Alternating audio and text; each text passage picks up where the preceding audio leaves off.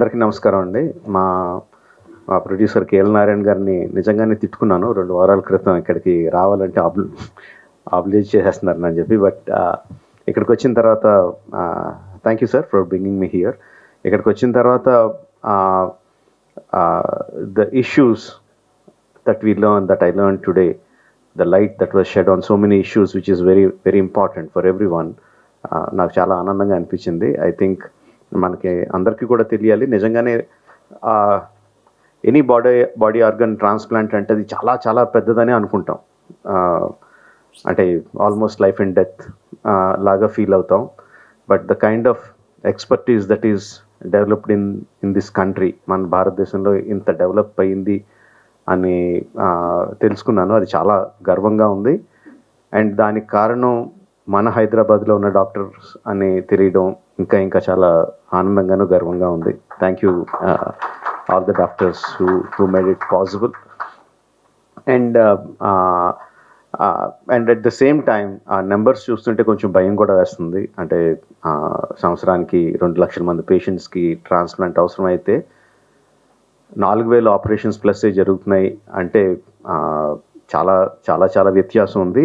And మెయిన్గా ఇది అవ్వడానికి దీనికి one of the main reason ఏంటంటే, ఇంతకుముందు అనుకున్నట్టు జనాలకు తెలియకపోవడం. అంటే ట్రాన్స్ప్లాంటేషన్ అంటే చాలా పెద్ద ఇది, చనిపోతామేమో, కుదరదేమో, అసలు మనకి ఫెసిలిటీస్ లేవేమో అని అనుకోవడం. ఫెసిలిటీస్ ఉన్నాయి అని తెలియడం మనకి, అది అందరికీ తెలియాలి ఫెసిలిటీస్ ఉన్నాయని.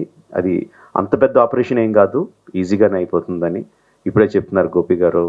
Like liver transplant and kidney transplant 2 జరిగిన వారం రోజుల్లో patient is ready to go home. అంటే ఎంత ప్రొసీజర్స్ సింపుల్ అని కాదు, బట్ ఎంత ఎఫిషియన్సీ ఉంది డాక్టర్స్లో, ప్రొసీజర్స్లో అన్నది మనం అందరికీ తెలియాలి.